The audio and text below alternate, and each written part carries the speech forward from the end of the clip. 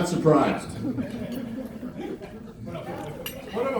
Seriously, here we are. It's the final day of May, and the Red Sox have picked themselves up, dusted themselves off, and gotten back into the AL race with the Yankees in Tampa Bay. The team stays healthy and picks up an arm or two or three at the trade deadline in the bullpen. Then the Sox will be deep into the thick of things down the stretch and play well into October. Did I mention that the Red Sox won the 2018 World Series? And that Chris Sale struck out Manny, I'm never going to be Johnny Hustle Machado for the final out. How many of you watched until the end of that 18-inning game? 21-22. And how about Steve Pearce? May just have one home run this season, but come on, the guy sold his soul to the devil to be the World Series MVP and wind up on the cover of Sports Illustrated. I believe Steve believes it's worth it. Other people today will talk about Bill Buckner. I'm sure that Billy Buck himself would have been amused that the New York Times devoted more space to his various obituaries than they did to Mickey Mantle's when the Mick died. The theme of every article eventually arrived at the same conclusion, that the world judged his exemplary 22-year career by one ground ball, and that Buckner handled that unfair reality with grace and humor. Rest in peace, Billy Buckner. Three of our program regulars, John Pizzarelli, Ray Duffy, and Dick Flavin, all claim to be traveling this weekend and cannot be with us today. One is at a graduation, one is visiting family in Texas, and the third has an outdoor gig with Ramsey Lewis in Chicago. I'll leave it to all of you to match the Blohards regular with the lame excuse. Julie Killian and Sarah Powers are also traveling today as well. Even though we're sending out as many regulars as the Sox do for a late February split squad game against the Pirates, it doesn't mean that we don't have a program for you today that is gaudily packed with entertainment. At this point, we're supposed to introduce Jeffrey Lyons. Jeffrey Lyons is not here. But Peter, he paid, right? He paid. He paid! Oh, okay. Maybe not. Our first scheduled guests include the Red Sox team historian and a Philadelphia attorney who somehow has collected over 800 baseball bats from just about every Sox position player since 1960, which I hope means he has one from Ted Williams. Here they are, Gordon Eads and Gordon's guest, Jeff Bajukos. How about that, Jeff? Good on the pronunciation? Just to clarify something, he's the guy with the bat collection. I had no part in it. The way you set it up, Joe, I almost thought you were saying that I was part of the bat collection too. I'm not. Jeff is, in addition to being a lawyer from Philadelphia, we've become good friends. And one of the reasons I thought it would be good to bring Jeff here today is he had a twofold purpose in accompanying me to the World Series last year in Los Angeles. He was down to just a couple of players to finish his collection, and one of them was Carmen Fanzone. Anybody remember that name in here? Yes, sir. A trumpeter also. Damn, that's it. Yeah. And he ended up, so Carmen Fanzone played for us, I believe, in 1969. Played and didn't play, by his own admission, didn't play very well. Wound up going to Chicago, actually had some decent years for the Cubs. More importantly, he played his trumpet in some of the jazz clubs on Rush Street and wound up marrying a jazz singer named, I believe, Sue Rainey. So we actually had the pleasure of meeting Carmen. We knew he was living out in Southern California. We got to meet him, and he turned out to be a wonderful guy. And on top of that, presented Jeff with a bat. So nice. That collection grew even a little bit more. But if you come to Fenway Park, and if you've ever been into the Royal Rooters Club, which is as close to a actual museum as we have at Fenway, You may have seen a revolving display of bats in the Royal Rooters Club. Well, those bats come courtesy of Jeff, who loans them to us. Right now we have is it an all-star? No. Right now it's the 2018 World Series team, the 2013 World Series team. Right, there you go. So, yeah, check it out. If you come to Fenway, certainly come to Royal Rooters. But enough babbling by me. I'll turn it over to Jeff. Jeff, would you go?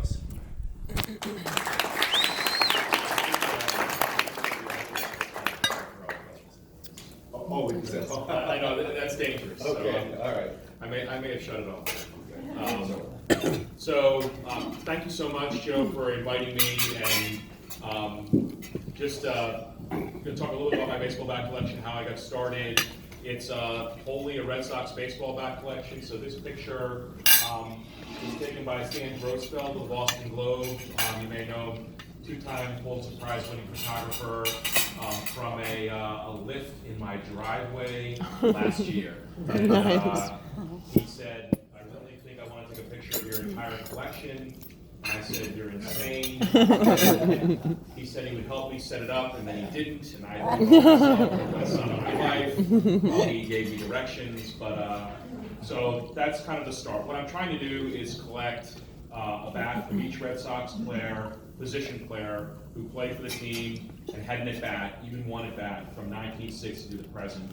I started about 27 years ago on the backfield at Winter Haven, for those of you who went to Winter Haven for spring training.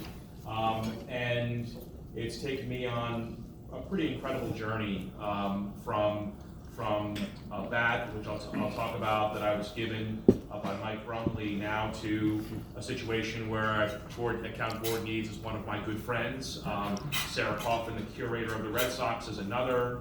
I loan the bats, and I also collect catcher's equipment to the Red Sox for display in various places in the park. The ticket booths out in front, which you may remember, that are by Gate A, have displays, as well as the Royal Rooters Club and other places in the park. So this is a little story about my journey, and thank you for indulging me. So that's me at 6 months old. So you could say I was born into it, born in April of '67, right about the time that baseball was reborn in Boston. My father, for some reason, he's not a huge Red Sox fan. They're kind of our team when they're winning and my team when they're losing. But that year he had season tickets, and he went to the World Series, and I actually, this was not framed or put in place special. I had my parents gave me a whole bunch of slide decks, and this was a slide in the bunch. But it probably explains how I got started. So when I was young, I was fishing around in my parents' memories box and found this picture, which was a clipping from the '67 World Series with Yastrzemski throwing out a player, Julio Javier, at home plate during the '67 World Series. And of course, this is probably mid-'70s. There was no internet, there was no eBay, there was no way to get this kind of thing. The only way to survive was if you saved it, and it intrigued me. And it appealed to my love of history and love of Yaz and just a distinct memory that I've been able to keep. And so I started collecting like a lot of kids do, and I collected baseball cards. And my grandmother, who lived in Malden and was a lifelong Red Sox fan, had season tickets in the 40s and the 50s. She started setting aside the Boston Globe for me, and I started cutting out clippings and saving them and turning them into posters and scrapbooks, and because I didn't have the money to go out and buy a bunch of baseball cards. But I learned the history of the team from her. She was a huge Williams fan, and yes, there is a Williams bat in the collection.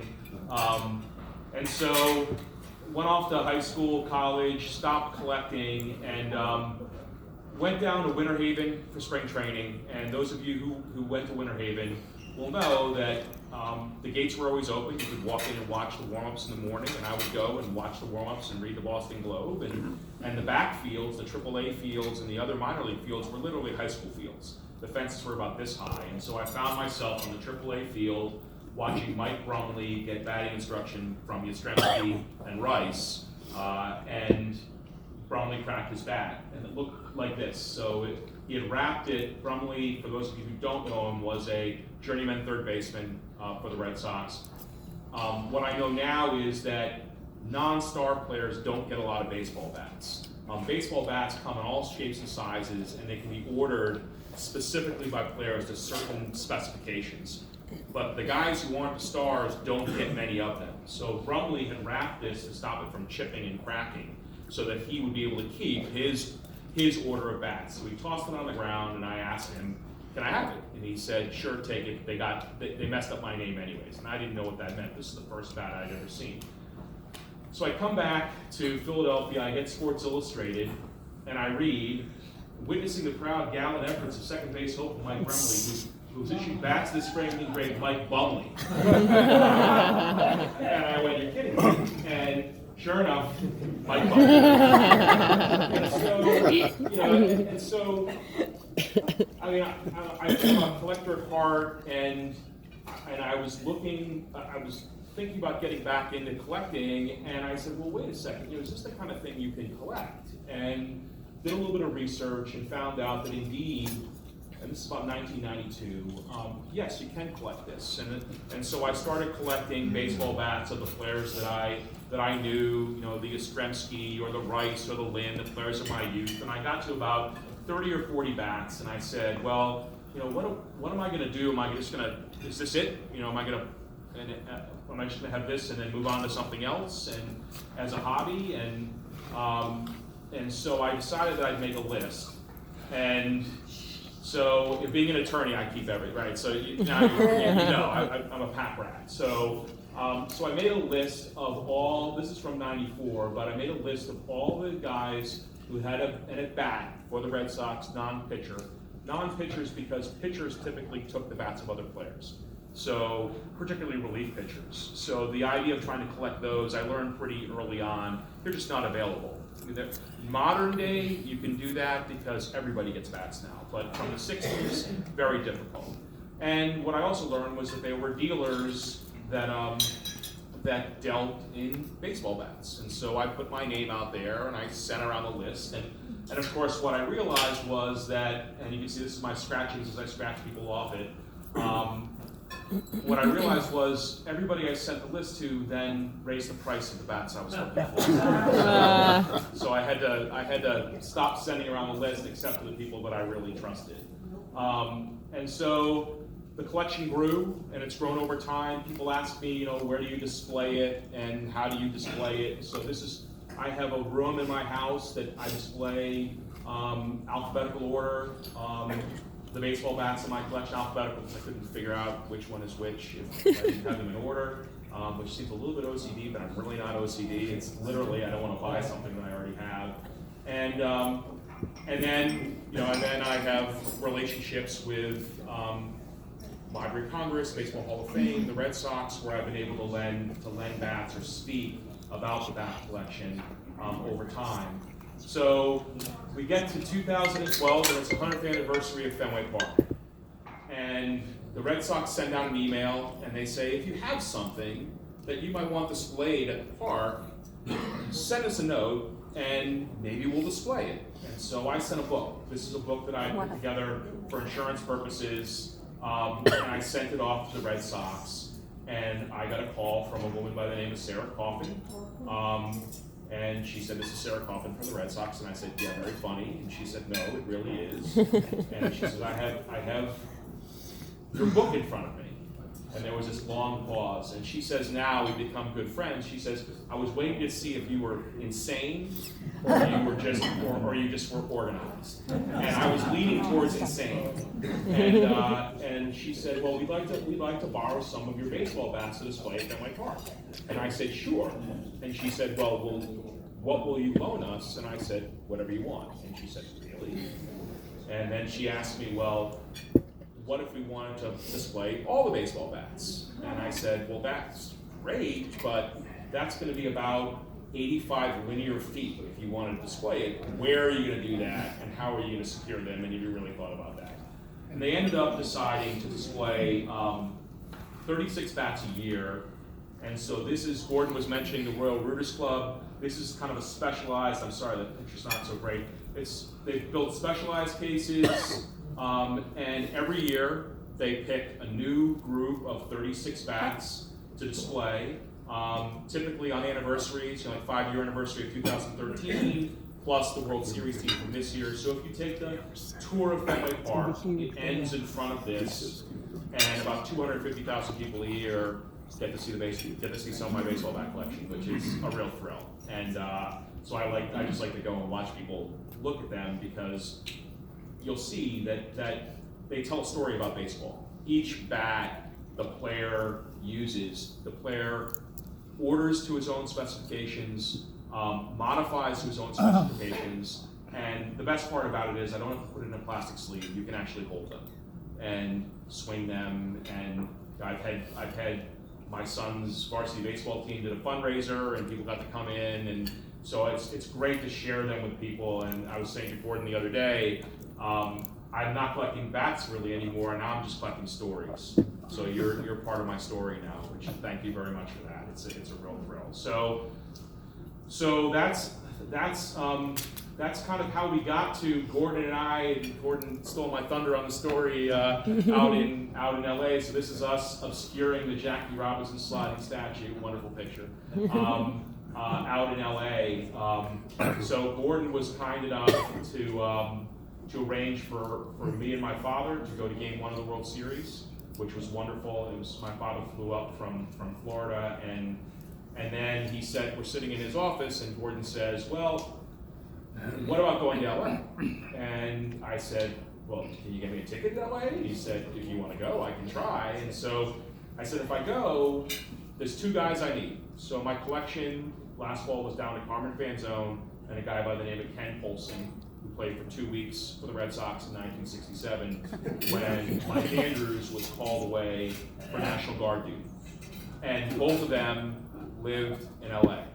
And I had been kind of collecting some things about each of them to give to them and to tell them about my collection. I don't invade players' privacy. I don't typically walk up on players because, as you probably all realize, they're really put upon, and they're also incredibly, rightfully so, suspicious of anybody who comes up. So, barring an introduction, that's really not I'm not comfortable doing that, invading their privacy in that way. But being down to 2, I said, I'm going to go out to LA, and I'm going to walk up on these guys and tell them my story and see what happens, because I don't know any other way to find these last 2 bats that I've been looking for 20 years. And Gordon said, I'll do you one better. I'll call Carmen Fanzone. And so he called Carmen Fanzone, and as he said, wonderful guy, absolutely prince of a guy. And we had a great brunch, and I told my story, and I got to the end, and I said, I need 2 bats, and he said, no, you need 1. And a week later, a Carmen Fanzone bat arrived in the mail. I mean, just a super guy. And so now we have a relationship, and we email together and talk, and he's doing great. Ken Polson, unfortunately, had passed away in December of 2017, so I missed him. But we were able to talk with his family, and it's a very interesting story. I would tell you to keep an eye on Nesson around the middle of July, because Jeff, if you want to tell the story, you can go ahead. We're among friends. So I knew, but not many people knew, that Ken Polson, while he had played on the 67 team, had never gotten a World Series share or a World Series ring, by omission. And he had done an interview with Bill Nowlin of SABR, and had been very gracious in saying that he loved playing for the Red Sox, and it was an amazing experience. But he came up for 2 weeks, and he never got back to the majors. And he actually got put in the Yankee system, which he said sucked. And on top of that, he was converted to a pitcher. So you're talking about a situation, for me at least. I talked with Louisville Slugger, and Louisville Slugger told me he ordered 50 bats for his career. So that's not a lot. I mean, players get about 200 a year. So the chances of that bat being out in somewhere are very, very slim. But I talked with Gordon, and we went out there, I think, or we were planning on trying to connect with Polson and at least having him come to the World Series to watch the Red Sox and trying to take a step in addressing this wrong that had happened. And unfortunately, as I said, he passed away. And Gordon spoke with his son and learned that this was actually something that had bothered him for his whole life, and that he carried with him for his whole life. And even though his son and his grandchildren are big Red Sox fans, that this was a big disappointment for him. And Gordon talked with Jim Lomborg, who was the player rep at the time, and unlike now where you have the rosters and everybody knows everything about everything, Lomborg and the team had to make a decision about shares in the day before the World Series started. So they literally, as we all know, won in dramatic fashion, had to get ready for the World Series, and one of the things Lomborg, we believe, was asked to do was to create this list. And there was George Smith, who played in spring training, got a World Series share. There were clubhouse people who got partial shares, but Polson was omitted. And when Gordon's done a little bit of research, and when Rico Petrocelli learned of what had happened, his reaction was, "We won by one game." I mean, he could have made a play or not made a play that could have that could have resulted in a totally different outcome.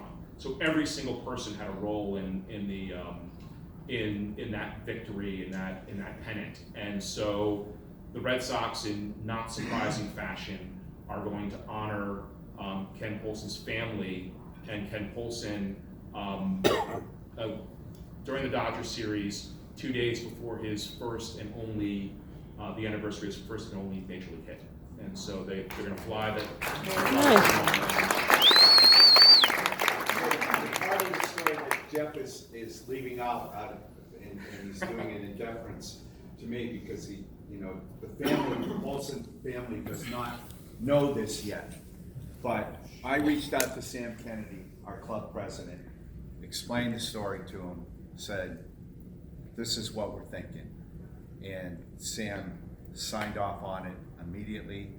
We contacted the company that made the 67 American League Championship rings, and we're replicating Ken Polson's ring, and we're going to present it to his son and his family at Fenway on July 12th. That's awesome. That's beautiful. So keep it to yourselves. And Gordon and I talk about this. It's really a field-review story. It's to go the distance out to. So we were just really over the moon when the Red Sox agreed to do this, because it's easing his pain, going the distance, and for me, it's bittersweet because there's no Polson bat at the end of the rainbow for me, and it's really going to be, I need a Chavis bat from this year, but I'm going to get one of those. It may be a bat that I never find, but what a story. We're talking about a collection that honors every known and forgotten player for the Red Sox, and this is the most forgotten player for the Red Sox, and we're able to make something right for his family. So it gives me a little bit of chills, but it's Gordon and the team's been awesome, been absolutely wonderful. So that was our trip to LA. So just a little bit about collecting baseball bats. So you'll see the top is knob numbers, and Joe, you're gonna flag me if I go over time, right? So you're gonna give me a flag and stuff. But so the top are like the knobs of the bats. So you can see they're going to be labeled, stickered, all different kinds of stuff. The bottom is the barrel or the center brand labeling, and so this changes periodically. And because it changes, you can date the bats. So if I want to find a Bill Miller bat from 2004, the labeling changes will allow me to do that, or a Carmen Fanzone bat from 1969. So it's not just, and every single bat that I have has the player's name on the barrel. So like you saw with Bumley, the players get their names on the barrel, and so the question that a lot of people have is, well, how do you authenticate? So there's a lot of different ways that I authenticate the bats that I collect. Most of them are what I'll call self-authenticating.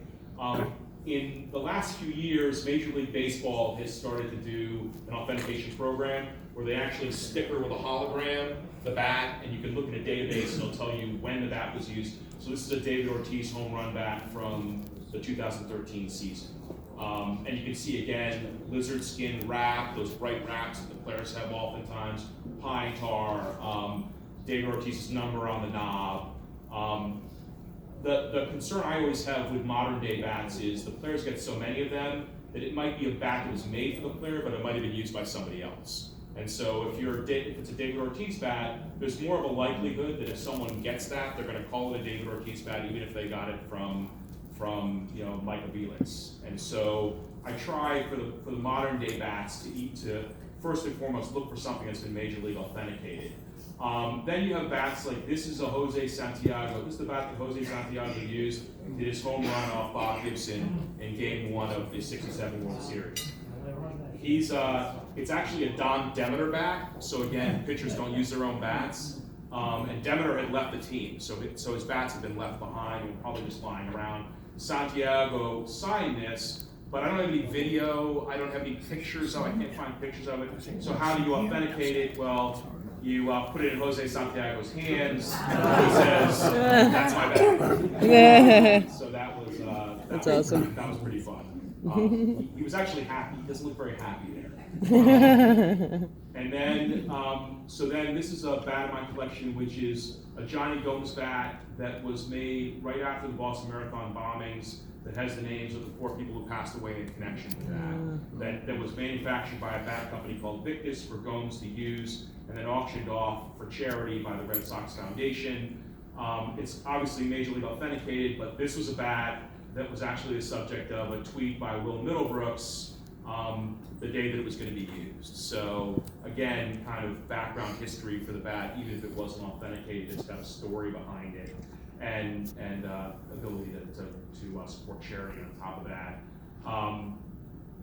So the other thing that you can do is you can photo match it. So this is a video of David Ross in 2013 batting, and you can see I took the picture of the bat, put it next to the picture, and this was a bat he used for 2 home runs in the game, and you can see the markings are almost exact. So even if you don't have Major League authentication, there's so many pictures taken of the bats now that another way you can do it is by matching up photographs, and so that's the David Ross bat. This was the bat that Mike Napoli used to hit the grand slam at Yankee Stadium. You may remember that in 2013 in a blowout of the Yankees. One of my this is one where Ichiro went back and it hit literally on the top of the wall and bounced into the stands. And then this is Christian Vasquez's bat from last season, his home run in Game 4 off Britain, which he against the Yankees in the playoffs, which he's autographed. So that's player authenticated, and then I can take that and go to the video or go to the photographs and see all the markings and the pine tar to authenticate. And then you have bats like this is a 75 Yastrzemski bat, and he has player characteristic. He would write for his best bats that he would use in games. He would write the word "game" on the knob, and so Gordon and I had the privilege of going to the Baseball Hall of Fame a couple of weeks ago, and I tagged along and got the tour of the actual vault. Think Indiana Jones, Temple of Doom, last scene. That's what it looked like, and we got to see Yastrzemski's 3,000 hit bat and 400 home run bat, and the 3,000 hit bat had "game" written on it, and got to talk to the curator, John O'Dell, about how Yastrzemski would label his bats and use his bats, well, the Yastrzemski characteristics. So for me, it's like very wonky, but for me, it was a lot of fun. And then this is Saltalamacchia 2013 World Series bat. Player characteristic, you'll remember Saltalamacchia slathered everything in pine tar. This literally has sunflower seeds caught in the pine tar. So this is one of my favorite bats, and it's classic. You think about Saltalamacchia and what kind of player he was, and it's the Jerry curl, and everything's got pine tar all over it, and so it's kind of a classic bat in the collection. And then Some bats are only used in one game, so these are 4 bats from the 2007 Mother's Day Miracle. You'll remember the 7 runs in the 9th inning, and with Lugo getting the game-winning hit. So I actually have a 5th bat now from this collection, so you can find, these are all Major League authenticated, but some bats are only used in one game, and this kind of gear is always neat for me, the specialty bats and things like that. So the original picture. So Stan Grossfeld, Gordon introduces me to him, and he says, I want to do an article, and we talked a little about the picture. And so this was last July in the Boston Globe sports section. He said that so I work for the Securities Exchange Commission, and I was a little bit nervous about what he was going to write, and whether he was going to be mocking in some way, so I asked him, and he said, well, I'm not going to call you Superman, don't worry. And of course, if anybody knows Stan, they know he's a joker. So, but he wrote a wonderful article. It's available online. It talks a lot about the story. It has a lot of story of the collection, and he did a wonderful job. But this was a huge pain in the neck to get all those bats down there. So this was him. This was in my driveway. Nice. So yeah, I mean, he's been in Afghanistan. He's been all over the world, in all these dangerous places.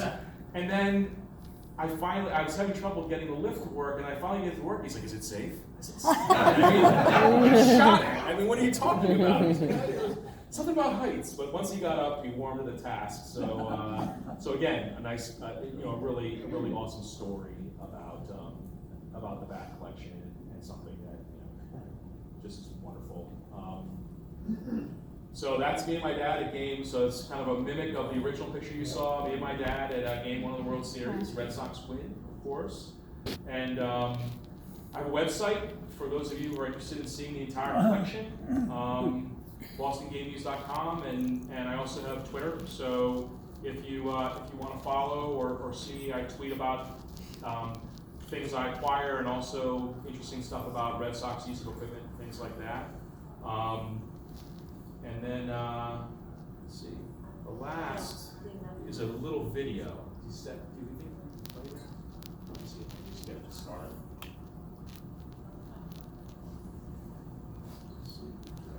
That's not the Blohards official laptop. So it might work. So this is a time lapse. Yeah, Stan really. Oh my God. He's barely in frame. Wow. How long did this take? It took me about 1 minute. Yeah. It's about 20 seconds. So there were I think there were about 670 bats that were in the photo.